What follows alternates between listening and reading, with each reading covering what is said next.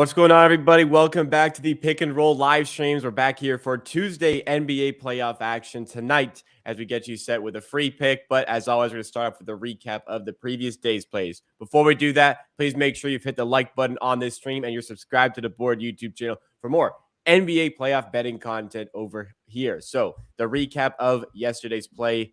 Unfortunate on the quarter unit same game parlay.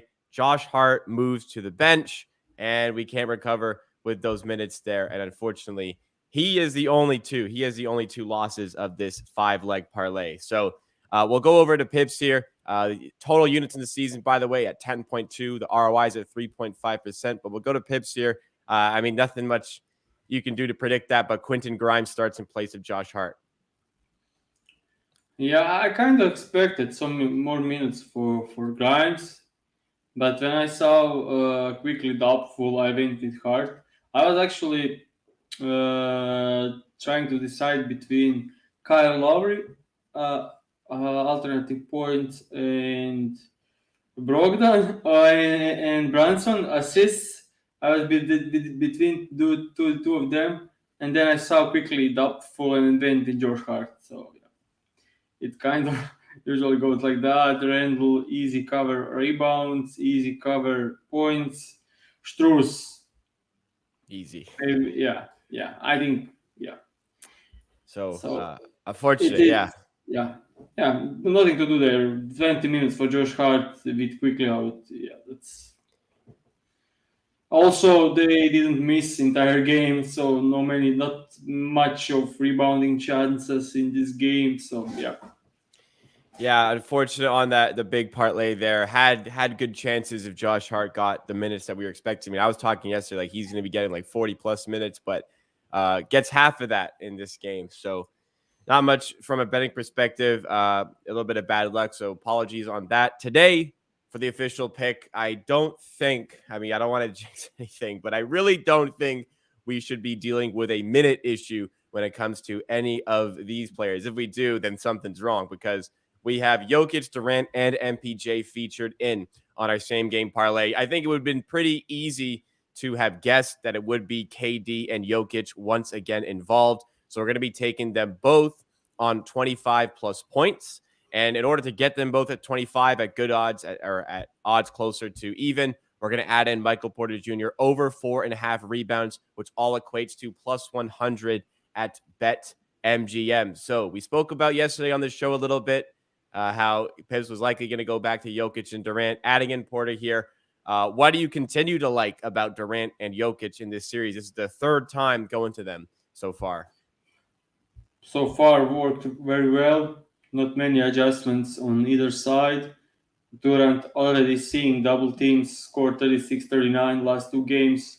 One game low usage, high efficiency. One game low efficiency, high usage. The average is somewhere in between, but still both games 39-36. So in between should be like 37-38.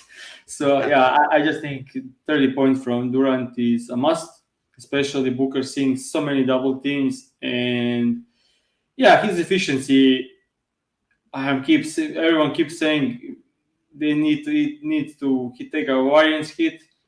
I don't think it does at the high level, but it will get some variance in away game. Like the last two games, he didn't miss a shot almost. So yeah, it will be more. I'm like more confident. KD gets it because they were doubling teaming Booker and he was killing them. So they will still continue with high pressure on Devin Booker. And KD is KD, and 45 minutes, 44 minutes, 25 points should be easy for him. The last two games he showed that it's not easy to defend him. And yeah, that's about it. Jokic, third game of the series, getting doubled. Second game of the series was allowed to score 39 points. Third game was double teamed, scored 30 points. They went back to leaving him to score 53 points, average 40 points over the last three games, no matter what they decide to do. I think it kind of worked to let him cook and keep everyone out of the game. So expecting Jokic to score. Also, Jokic is usually known that when he get double teamed, he usually just try to involve everyone. Hmm. In this series, even if he gets double teamed, I think he'll be aggressive. He was furious after the last game, some of the timeouts, and yeah, 2-2 in the series, going back home, huge game for Nikola. And the thing is about Michael Porter Jr., last two games, 15.5 rebounding chances, 11 rebounds a game, even though Suns didn't miss much. So I think his rebound, so last two games, 36 and 40 minutes. Nuggets are tightening their rotation while seeing Suns are going opposite direction.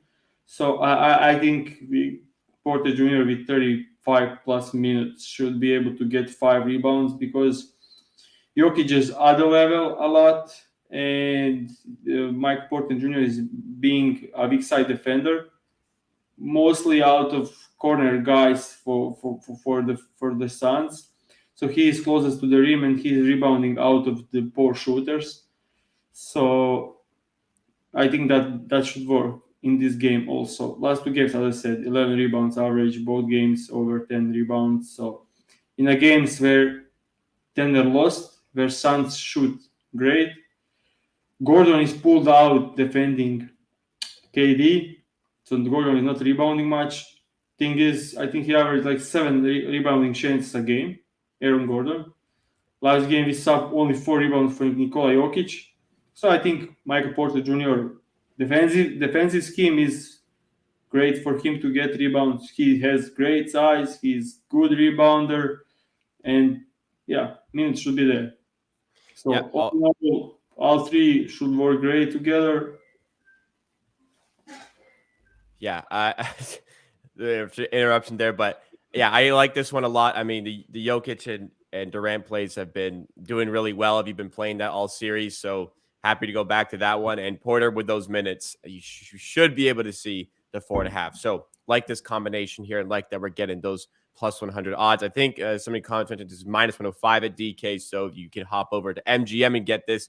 That is superior to save those 5 cents. If you're going to be shopping around and making sure that you're getting the best price, please use our affiliate link in the description, betstand.app/theboard to be able to do that. Always get the best price by having the most sports books open to yourself.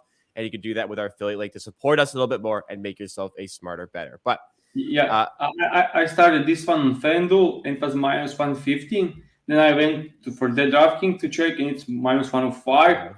And I was like, okay, so only one that have this better is BetMGM. And I went to BetMGM, is plus 100. So yeah, like, you need to shop around.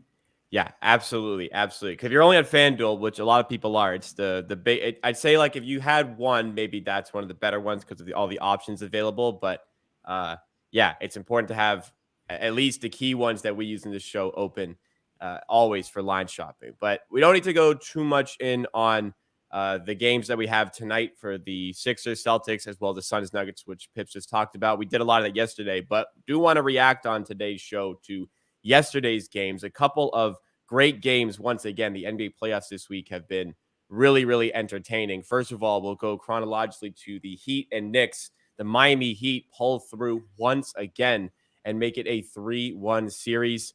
Once again, I mean, it was kind of a close game, but it also wasn't. It felt like the Heat were in control for pretty much all the way through. Like New York never really got too close from what I saw, but any chance here, down 3-1? Do you think the Knicks have enough to pull through and still win this series?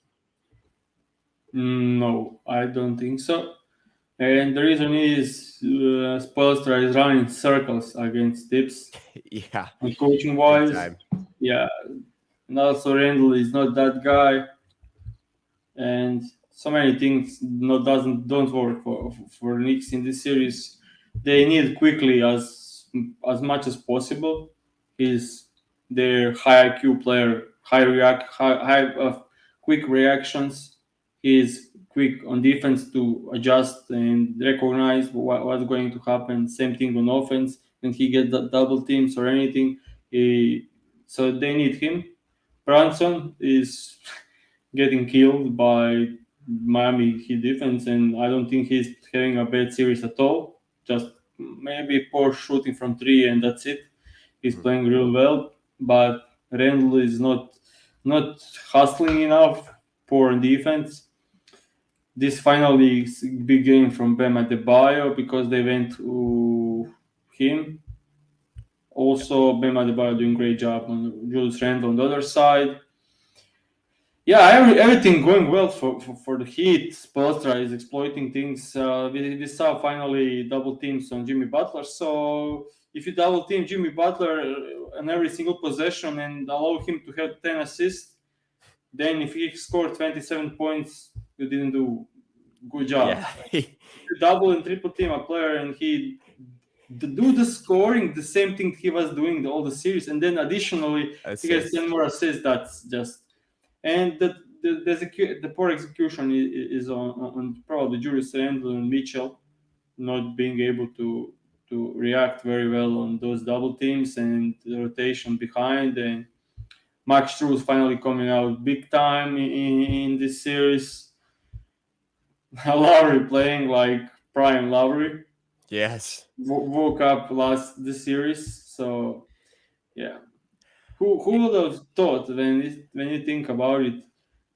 We spoke on the show also when Heat was killed by Hawks in the first playing game Yeah. that Heat would be in the finals. And Conference. they're Never. and they were down by 10 or something like 10 late in that Bulls game too. They almost didn't even make the playoffs. Yeah. Here they are, one win away, and I mean they have 3 games to do it to get to the conference finals. And if they get there, I mean they're no pushover either. Like I think the Celtics or Sixers will beat them, but this is not going to be a straightforward series for either of these guys. How Yeah. I guess this is kind of a team that plays harder when it counts, but how did this team finish 8th? Or how did this team finish 7th in the uh, the East? Because this is a good team. They're deep. They have multiple ways to hurt you. They've got scores like Butler, great defenders like Bam. This is very impressive what they're doing in this series against the Knicks. Yeah, Because the Spoelstra said it. I think great last night. They needed to grind in the regular season, like really try everything, and that's showing off in the playoffs when it matters. Like they didn't have it easy. They had so many games that they needed to play very hard in order to win yeah, because their offense was terrible. Like that's yeah, they were the poorest offensive team in the league out of all playoff teams. So and now in the playoffs, they're probably second best offensive team, and that's Jimmy Butler. He doesn't care in the regular season that much, yeah. and he's this Clearly, good. So now teams need to double team him, and that opens up their shooting great and unlocks their offense. Jimmy Butler being this one player, yeah, you can't stop him. There are maybe 5 players in the league that are unstoppable, like Jimmy Butler right now. Like you throw double teams, he'll pass off of it. He'll get to the line. He'll score over the double team. He can do a bit of everything. Great all around player. He's amazing with defense. So, like he's unlocking their offense entirely. yeah, and it helps when they have enough shooters as they do. Like Vincent And, starts and and doesn't shoot well. Go ahead. having the best coach in the league. Yeah, Yes, that yeah, helps. definitely a top coach at the very least, arguably the best. I'll say the best for now. I mean, certainly looking like it. I'd have to think a little bit harder on that, but right now, yeah, it'd be hard to argue against that. Sorry to get you on the spot, but who would you have above him? I mean, maybe not from Yeah, this season, but Greg Popovich. If I had like one coach, I'd argue Greg Popovich. But yeah, other than that, of the playoff teams, I don't know if there's any better tactician than Spoelstra. So yeah, I'll on the spot, I'll say Spoelstra is the best coach in the yeah, NBA right now. Also, for the Heat, I was going to say it helps when they have so many guys who can hurt the opposition. Like you have Duncan Robinson going 1 of 7 from 3, Vincent going 1 of 5, but then you get some productivity out of Kevin Love. You get productivity out of Kyle Lowry. Caleb Martin steps up in this game as well. So this is just such a somehow well-built team despite their regular I season mean, struggles. people were mocking a bit the thing heat culture, but these are Yeah, guys. Every single guy on this team plays hard, like very hard. Caleb yeah, Martin is very tough guy on every possible way. You're looking at him. You have Kyle Lowry, very experienced player to all give her best.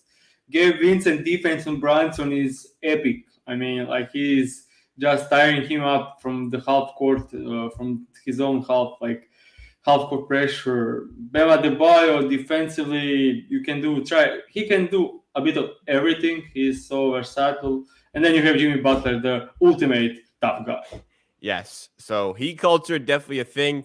Yeah. And it's just every guy on the roster knows their role and plays hard when they get on the court. You know, even like Haywood Highsmith has a mini role in this series. Like, Yeah. who would have seen that coming? But they all know their role. They all play to their strengths. And Spoelstra, as you spoke about, I think was last week, always gets the guys kind of playing to their strength, which is great for them. And they're going to win this series, it looks like. And I mean, I don't. Hopefully, doesn't jinx it. But I had that official pick for myself locked in earlier for the Heat to win this series. That's looking pretty good here. Let's go to the Lakers game now. Lonnie Walker, of all people, Lonnie Walker closes this game for the Lakers. He comes through with some big plays in the clutch, and also shout out Anthony Davis for defending Curry 1v1 on two straight. I guess the same possession, but off an offensive rebound for two different sets against Steph Curry in the clutch. Reminded me of Kevin Love in Game 7 of the 2016 Finals a little bit, but the Warriors did what they needed to do in the clutch, and they lead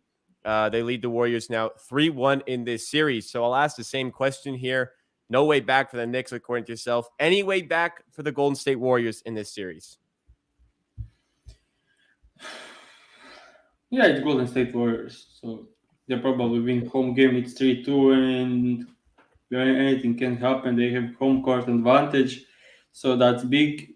But from the last game was tight as it gets. I mean, some very Point flip game for sure. yeah, and Lonnie Walker decided the game. So of course, Golden State Warriors has the chance. I think two tight games, Lakers won, and we have two blowouts on the other two. So it could easily be 2-2 series, and Golden State going back home. So I think there is a bigger possibility of them coming back, but yeah, one game away from moving to the finals. For the Lakers, Anthony Davis huge again, especially first 3 quarters because he wasn't doing much in the fourth. Steph Curry once again showing that he can make a bucket in the last 30 seconds of the game when it's a close game. I think he's now like 0 from 11, 12 on the last possession of the game. Mm-hmm. And overall, I think I'm blown away by his shot selection on that last possession. He took step back mid-range against AD and then took step back deep three against AD. Both very difficult shot, very greatly contested by AD, and both with 9 seconds on the shot clock. Yeah. That's kind of absurd. Why do I think, okay, I understand trying to isolate opposing big, but it's AD. By far the best defensive player in the playoffs so far. Like, I don't think that's a very huge advantage. They needed to get their offense moving. Isolation doesn't work well in that kind of situation. Draymond Green with a huge offensive rebound there to give them another chance, and then another poor decision by. Yeah, he took that three. It was a deep three. He took it really quickly after that offensive rebound. Yeah, so that 9 seconds shot clock, both shots. That's absurd. Like there's no. Yeah. The first one, it really felt like Curry was just prepared, like at least maybe the Warriors as well, but they were prepared to lose with a Steph Curry shot. They were prepared to lose, but he's taking that shot because, AD locked him up. Curry had nowhere to go. The only And shot he could get up was that step back mid range shot, and a step back mid range over like a 6'11", whatever he is, AD. and Yeah, tough shot. the thing, I saw interesting post about some match on the Twitter before the game, and it was a picture of KD, LeBron James, I think Kawhi Leonard, and Steph Curry. And who are you taking to take the last shot? I think something like that was in the, and most of the answers was Steph Curry. Like, he's the best shooter. Yeah, he is. But in those kind of situations, historically, he is terrible. One of the worst ever to play the game. And I'm taking KD, LeBron James, and Kawhi Leonard, all three, or Steph Curry to take the last winning shot of the game. Yeah. I don't want to disrespect Curry too much, but like I think of, and obviously a 4-time champion, and last season in the playoffs he was spectacular. I'll just go to this data or feelings like that. You know what? That's a good reference. I'd like to see some full stats on it. I don't know if you have them, but I think of like the 2016 Game 7 Finals, where he had so many good looks in the clutch and could not hit, and that game was locked at 89 for a long time. I think of 2019 Game 6, the Raptors, when the Raptors won that Game 6 and won the championship. Like, Raptors struggled to score, but like every play, Curry was like running into a off balance three, and like the amount of times Curry could have won them that game, it didn't quite happen. There was even a shot when the Raptors were up 2 that Curry took and didn't hit as well. So I actually don't have actually right now the data about taking the last shot, but I think like last 20 seconds to tie or take a lead, he's like 0 from 13 or something, 11. Probably 0 from 11. KD is 2 for 13. Kawhi Leonard is like 50% shooting, which is unbelievable. And LeBron James is like 9 from 18 or something. So like LeBron and Kawhi Leonard shooting their career average in game deciding shots, while Curry, KD turning into the combined for like 2 for 25 or something. I think what also is relevant here, and I guess this kind of catered towards some other guys, but we've spoken like oftentimes it's the play calling, like it's just going isolation in those moments. Your team is better off looking for like a good shot for a player rather than just isolating. I have here. I'll pull up a graphic here that I made. I was looking at NBA advanced stats at the worst clutch shooters in the league, and a lot of them are like superstar players that include Giannis and Tatum. Here, let me toss this up on screen. And the biggest lesson from this, and you pointed out when I shared it, is that just isolation in the clutch is just not the way to go. So if you're listening in audio, I have the worst clutch effective field goal percentages on minimum 40 attempts from this season's regular season. Clutch is defined as 5 minutes or less, 5-point difference or less. And the top 10 are Terry Rozier, but then you have John Morant, Siakam, Van Vliet, Garland, Barrett, Tatum, Giannis, Randall, and Kuzma. So a lot of good players on that list, but what it comes down to a lot of the time is isolation. So maybe it's on the Warriors for just reverting to, hey, Steph, go win us the game, go tie us the game, whatever, or maybe it's a bit on Steph Curry as well. But yeah, I think there's a track record for sure of Curry not being able to produce on those final possessions. That's like a very small indictment against the outstanding player. But what do you think they have to try instead on that last possession? Run some offense, like so some try to get the better look. Like, okay, I don't know if you know that throughout the career, Curry, Steph is not great at it. Run some offense and get a good look for like anyone else. Like, also, if you are going to take the shot with 30 seconds left, you still have time. So it's not, you just want to get the best look you can. Of course, you don't want the green Draymond to finish with some shot. But if it's Wiggins, if it's Draymond, if it's Clay, or either get better look for Steph Curry, run some offense. You are probably the best ever with running the offense. Yeah, their offense sets are unbelievable, and yeah. Makes sense. So we'll see how that series pans out. Both of these series now at 3-1. Tonight, we have two series that are at 2-2. So we have some exciting stuff tonight. And to help with the excitement of that action here, let's recap the official play from today's show. Going back to Jokic and Durant here, we're going to take them both at 25 plus points. And to get us to plus 100 odds at BetMGM, we're going to add in Michael Porter Jr.